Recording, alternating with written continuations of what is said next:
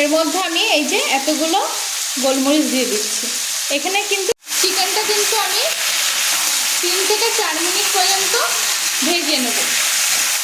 এরকম চিকেনটা কিন্তু কষানো হয়ে গেছে। এবার কিন্তু চিকেনভাবে কিন্তু অবশ্যই একবার বাড়িতে চিকেনটা রান্না করে দেখবে, জাস্ট অসাধারণ লাগে। নমস্কার বন্ধুরা, আমি মনীষা, আর মনীষার রান্নাঘরে তোমাদেরকে অনেক অনেক অনেক স্বাগত। আজও চলে আসলাম নতুন একটা রেসিপি নিয়ে। তো চলো, আজকের রেসিপিটা একটু ভিন্ন স্বাদের চিকেন রান্না করতে চলেছি। তো সবাই তো আমরা কম বেশি নর্মালভাবে চিকেন রান্না করেই খাই, আজকে একটু অন্যভাবেই করব। প্রথমে কড়াইতে দিয়ে দিলাম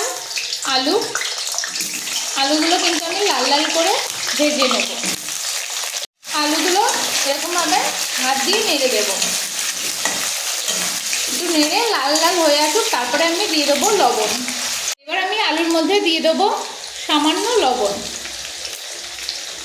লবণ দিয়ে কিন্তু আবারও ভালোভাবে আলুটা লাল লাল করে ভেজে তুলে নেব। আলুটা আমি লাল লাল করে ভেজে তুলে নিয়েছি, আর এই তেলের মধ্যেই কিন্তু আমি শুকনো লঙ্কাগুলো একইভাবে ভেজে নেব।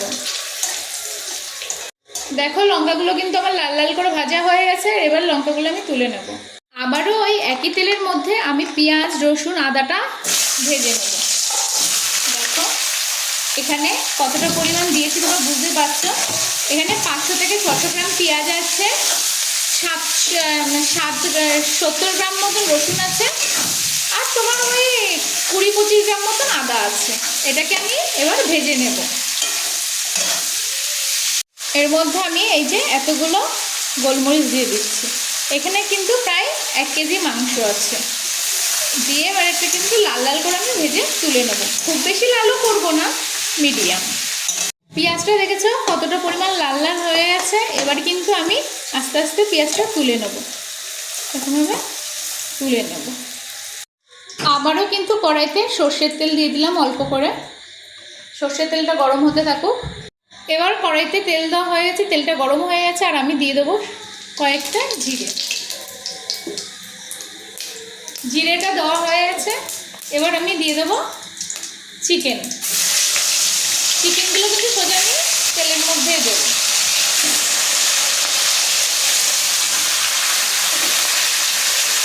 চিকেনটা দেওয়া হয়ে গেছে। এবার কিন্তু আমি একটু নেড়ে চেড়ে দেবো। চিকেনটা কিন্তু আমি 3 থেকে 4 মিনিট পর্যন্ত ভেজে নেব। এরকমভাবে হালকা করে ভেজে নেব। চিকেনটা কিন্তু আমার মোটামুটি ভাজা হয়ে এসেছে। এবার কিন্তু আমি যে মশলাটা পেস্ট করে নিয়েছি সেটা দিয়ে দেবো। দেখো এখানে এই যে রসুন, পেঁয়াজ, আদা, জিরে সব কিছুরই পেস্ট আছে। লঙ্কাটা ভেজে নিয়েছিলাম, সেটাকেও একসাথে পেস্ট করে নিয়েছি। তোমরা চাইলে শিলেও মশলাটা করে নিতে পারো, আবার চাইলে তোমরা মিক্সার মেশিনেও করে নিতে পারো। এরকমভাবে দিয়ে এবার কিন্তু আমি মাংসের সাথে মশলাটা ভালোভাবে মিক্সড করে নেব। এবার কিন্তু আমি দিয়ে দেবো হলুদ গুঁড়ো। এতক্ষণ কিন্তু হলুদ গুঁড়ো দেওয়া হয়নি, তাও কিন্তু কালারটা জাস্ট অসাধারণ এসেছে। এবার কিন্তু আমি একটু ভালো করে নেড়ে চেড়ে নেব, যাতে হলুদ গুঁড়োটা ভালোভাবে মিক্সড হয়ে যায়।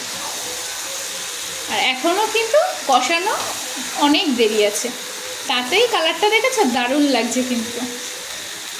এবার কিন্তু আমি পরিমাপ মতন লবণ দিয়ে দেবো। ওপর থেকে ভালো করে লবণটা ছিটিয়ে দিয়েছি, আর এবার কিন্তু লবণটা ভালো করে মিক্সড করে নেব। দেখেছো চিকেনটা ভালো করে লবণটা মিক্সড করে নিয়ে ভালো করে কিন্তু কষাতে হবে।